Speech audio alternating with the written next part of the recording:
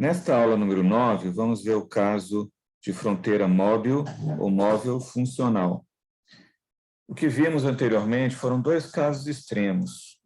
Na primeira situação, o horizonte terminal e o valor terminal estavam fixos. Isso apareceu lá no modelo básico. Na segunda situação, tínhamos o horizonte terminal livre e o valor terminal livre. São dois casos extremos em que, no primeiro caso, tudo está fixo, tanto o horizonte como o valor da função, no tempo final, e no segundo caso está tudo livre, tanto o horizonte como o valor terminal. O caso de fronteira móvel funcional é um caso intermediário. Fica mais claro quando vemos o gráfico. Nós temos aqui o tempo inicial está dado, a trajetória tem que começar no valor x0, no momento t0. Para terminar, ela tem que atingir o gráfico que se obtém de uma função r de t igual a x. Vamos imaginar que isso aqui seja um objeto que tem essa configuração geométrica e a partícula tem que atingir este objeto em algum ponto. Então, pode ser que o objeto venha ao longo dessa curva tracejada verde, atinja o gráfico neste ponto aqui em cima. Vai terminar no momento T1 mais delta T1 e vai atingir o valor que vai ser justamente o R avaliado nesse ponto, T1 mais delta T1. Agora, pode ser que a trajetória ótima seja dada por essa curva azul. O horizonte terminal, então, vai ser T1. E o valor terminal vai ser o x de T1. Portanto, nem o horizonte terminal e o valor terminal estão totalmente fixos, tampouco estão totalmente livres. Eles têm alguma dependência, e essa dependência é dada pela função R. Esse é o caso que nós vamos avaliar hoje. A formulação do problema de cálculo de variações, neste caso, portanto, é este que está na tela. Nós queremos maximizar ou minimizar, vai depender das condições de Legendre sobre o funcional f. Lembrando que a gente tem que considerar o bloco da matriz hessiana de f relativo às coordenadas x e x ponto da função, um bloco 2 por 2. Se esse bloco for definido negativo, a solução é de máximo, e se for definido positivo, a solução é de mínimo. Pode ser também, no tais mutantes, né, semidefinido positivo ou semidefinido negativo. Aí vai ser uma solução de mínimo fraco ou de máximo fraco, respectivamente. Não vamos aqui avaliar essas situações de segunda ordem. Isso já é claro, a gente não precisa ficar repetindo essa condição. Tá? Essa condição de segunda ordem é chamada condição de Legendre. Muito bem. Nós queremos, então, maximizar ou minimizar a integral de um funcional que depende de x ponto, sujeito a uma condição inicial que está dada, x de t0 igual a x0, e uma condição terminal que é dada por uma fronteira funcional. No tempo terminal ótimo, que tem que ser determinado, a posição relativa da partícula tem que ser dada por uma função R. Evidentemente, a gente supõe as condições usuais de diferenciabilidade do funcional f, ela tem que ser contínua e, além disso, nas coordenadas x e x ponto, ela tem que ser de classe C1.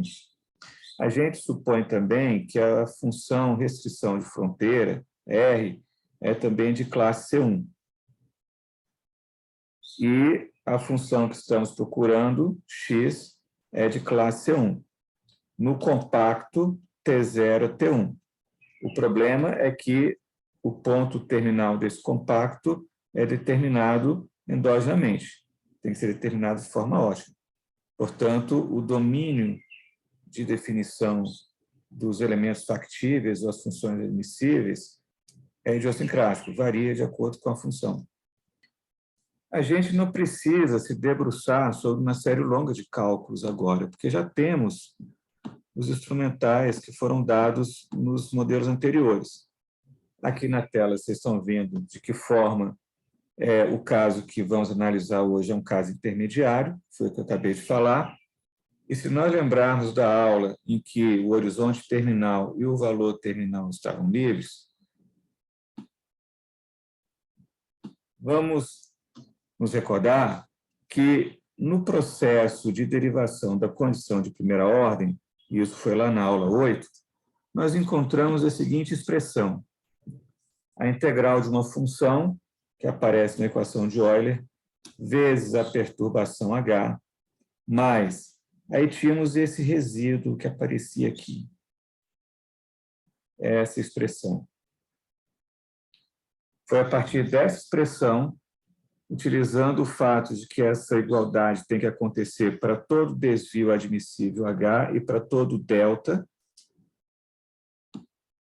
na vizinhança do zero, se delta pode ser, né, positivo ou negativo, é uma perturbação do horizonte terminal ótimo, T1, tá? Tudo isso aqui é avaliado na solução.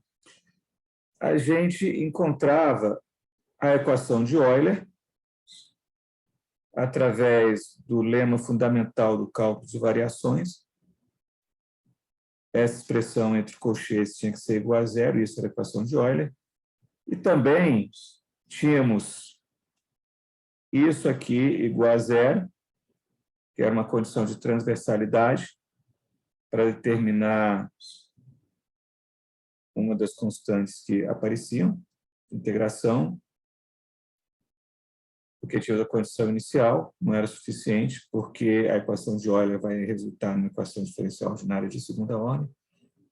E, em razão da flexibilidade absoluta do valor terminal e o horizonte terminal, tínhamos também essa outra condição de transversalidade, f menos x ponto vezes a derivada de f em x ponto igual a zero. Então, isso acontecia no caso geral, em que lá na fronteira final tudo estava livre. A gente pode se aproveitar, então, disso que nós já conhecemos. A liberdade não é total. Por quê? Porque quando a gente perturba infinitesimalmente o horizonte terminal ótimo, por um delta T1, a gente vai perturbar também o valor terminal ótimo, através da derivada da função R. Então, a derivada de R no tempo, avaliada na solução, ela é aproximadamente o delta x de T1 sobre delta T1. Isso significa mais ou menos essa notação aí.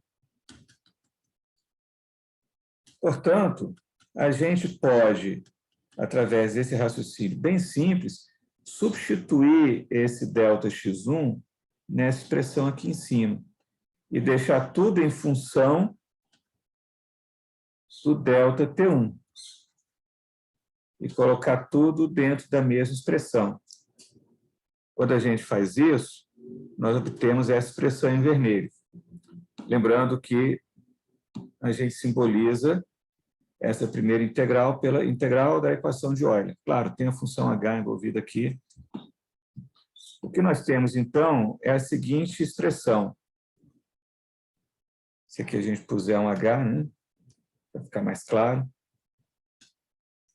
A integral que se refere à equação de Euler, mais um termo que multiplica a variação em torno do horizonte terminal ótimo, que é a derivada de f em relação a x ponto, vezes o r ponto, mais o funcional f, menos x ponto vezes a derivada de f com relação a x ponto.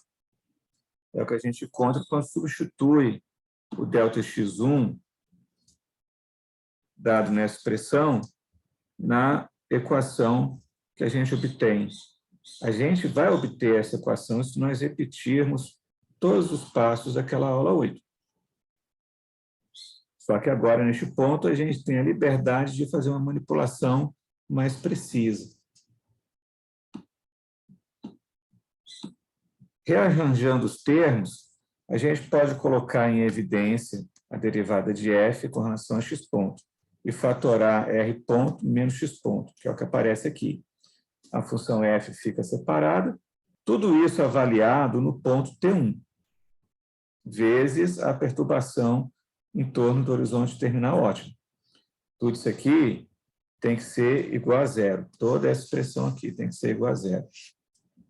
Logo, a condição de primeira ordem do problema, depois de nós usarmos o argumento que já conhecemos para obter, pelo lema fundamental do cálculo de variações, a equação de Euler e a expressão que multiplica a perturbação no tempo, tendo que ser igual a zero, nós temos, portanto, as seguintes condições de primeira ordem.